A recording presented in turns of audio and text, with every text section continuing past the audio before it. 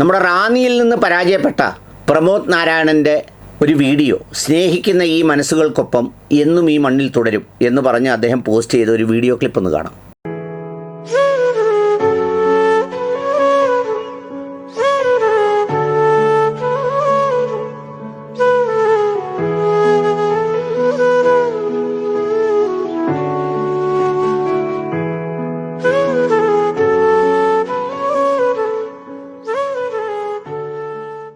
ഇതിൽ സ്വാഭാവികമായ ഒരു മാനുഷിക വികാരത്തിൽ അദ്ദേഹം പരാജയപ്പെട്ടതിലുള്ള തൻ്റെ ഏറ്റവും പ്രിയപ്പെട്ടവരുടെ വികാരങ്ങൾ ഒരു സ്വാഭാവികതയോടെ കാണിക്കുകയാണ് അദ്ദേഹം ചെയ്യുന്നത്. ഇതെന്തിനാണ് ഞാൻ കാണിച്ചതെന്ന് ചോദിച്ചാൽ, കഴിഞ്ഞ ദിവസം ദൃശ്യമാധ്യമ ചാനലുകൾ വലിയ വൈറലാക്കിയ ഒരു ചിത്രമുണ്ട്.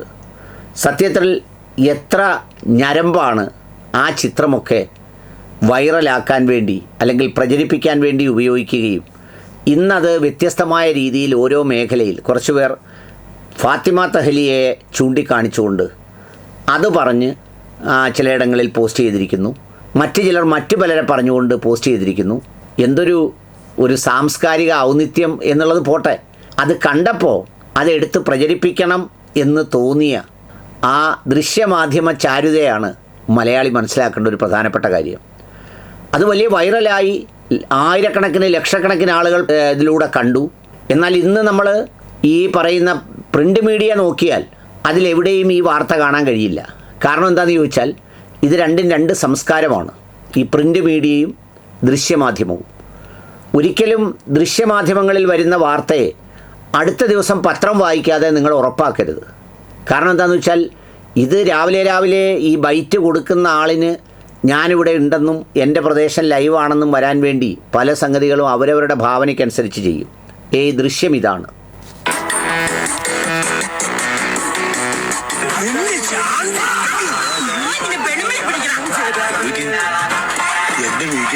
എന്താ ദൃശ്യം? കൊല്ലത്ത് നിന്ന് ജയിച്ച ബിന്ദു കൃഷ്ണ ഈ KPCC ഓഫീസിലേക്ക് എത്തുന്നു. KPCC ഓഫീസിൻ്റെ മുന്നിൽ ചെറിയാൻ ഫിലിപ്പ് എന്ന് പറയുന്ന ഒരു രാഷ്ട്രീയ നേതാവ് നിൽക്കുന്നു. അദ്ദേഹത്തിൻ്റെ നാവിനെക്കുറിച്ചേ ഉള്ളൂ ആളുകൾക്ക് പരാതിയുള്ളത്. അല്ലാതെ മറ്റൊരു പരാതിയും അദ്ദേഹത്തെക്കുറിച്ച് പൊതുപ്രവർത്തന രംഗത്ത് ഇന്നുവരെ കേട്ടിട്ടില്ല. സാധാരണ അങ്ങനെ ഉണ്ടെങ്കിൽ വളരെ പെട്ടെന്ന് ചർച്ച ചെയ്യപ്പെടേണ്ടതാണ്.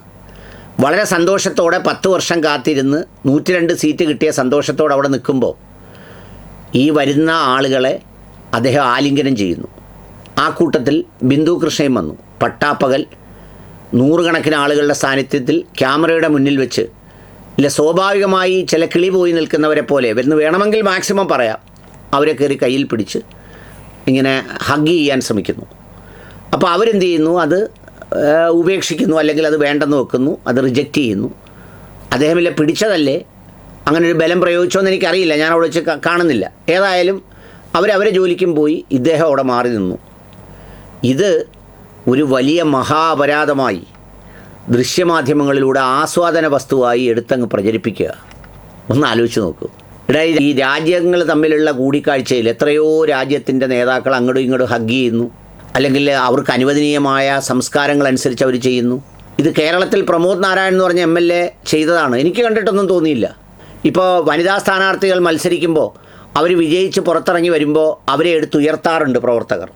ചിലപ്പോൾ മുദ്രാവാക്യം വിളിക്കാറുണ്ട്, ചിലപ്പോൾ അവരെ കയറി അങ്ങ് വാരി പുണരാറുണ്ട്.